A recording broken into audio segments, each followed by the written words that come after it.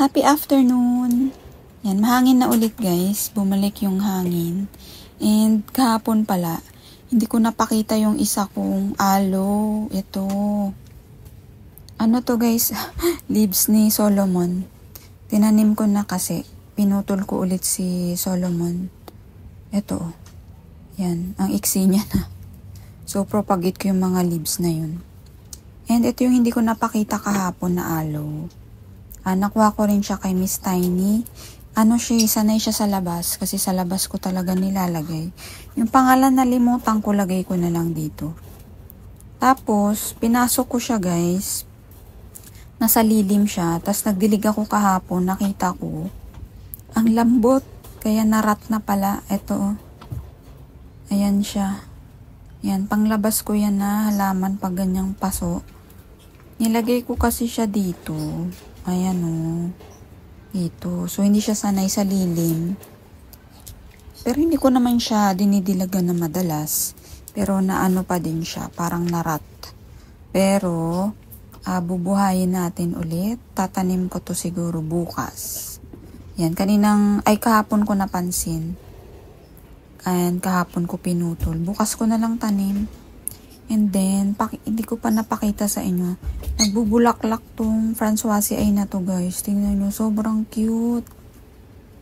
And sobrang liit niya. Ito kasi yung ko na Françoise ay. Medyo na to, medyo matanda na siya. So, lagi talaga to nagpa-flower. Ito, madalas talaga tong nagpa-flower. Mother Mother plant na kasi to. Pero di ko pa rin yung seed. Di pa rin ako nakabili ng pansalo ng seed, ng maliliit na seed. So ito, nagtaka ako, flower siya, ang liit niya pa compare sila Yan, ang iksi niya pa. Tapos nag-flower na siya, nakakatuwa. Sana makabili ako nung Parang kulambo siya guys, tas tataklob dyan. Tapos pag nakuha yung seed, ayun, pwede nating itanim. Guro next time. And ngayon, papakita ko yung aking mga air plants. Ayan yung mga air plants ko. Teka, kunin natin. Ayan sila Teka. Sabit ko dito para hindi ko hinahawakan.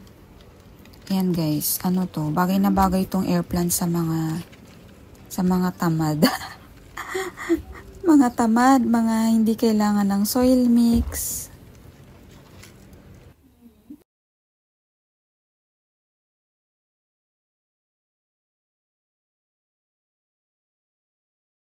Ayan, nakuha ko siya nung 2021, early 2021. So, 3 years na to guys.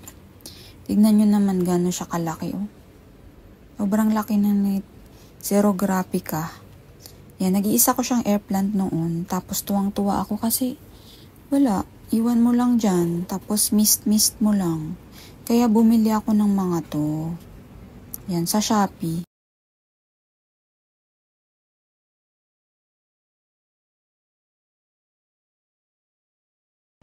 Post ko na lang yung mga names nila guys. So, nakuha ko sila September 2021. Kasi nga natuwa ako sa Xerographica. Kaya nag-add ako. Yan, tingnan nyo naman yung mga baby nila Sobrang dami na. Ayan Tapos guys, nag-iiba kulay nito. Pag magbo-bloom sila. Itong mga itong mga maliliit. Yan, ayan nag-i-start na naman siya. Grabe ang gaganda ng kulay nila. Yun, sign na mag-aanak sila.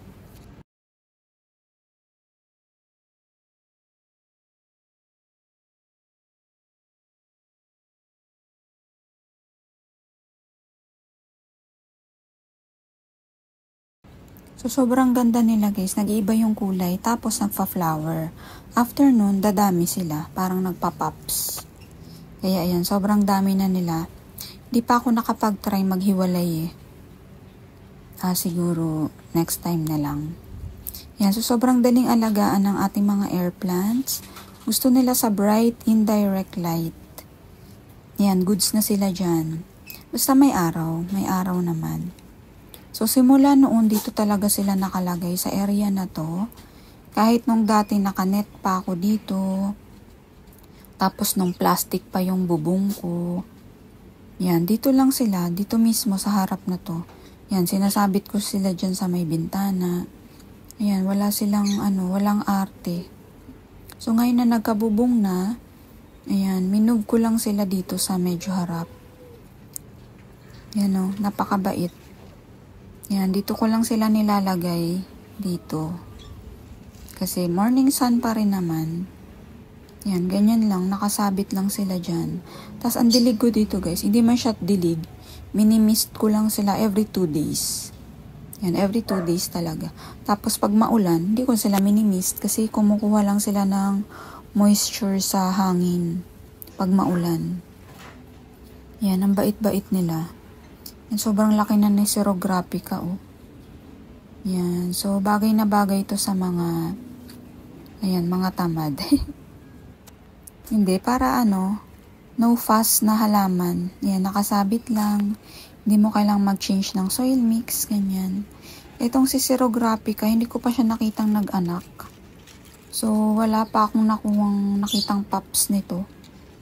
Yan. Ay, teka. Pups ba to? Ito. Ay, hindi.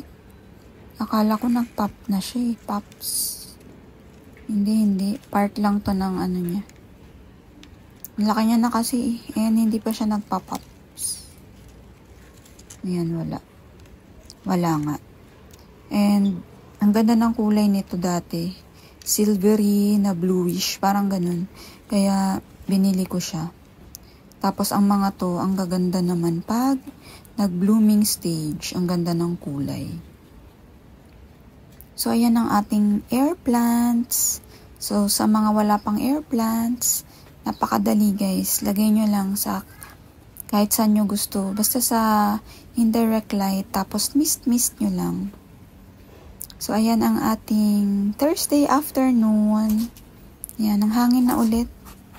Ayan, ang lamig na ulit sa madaling araw. Ayan. Malapit na ang weekend. Ayan. Thank you so much for watching guys. And please don't forget to like, share, and subscribe.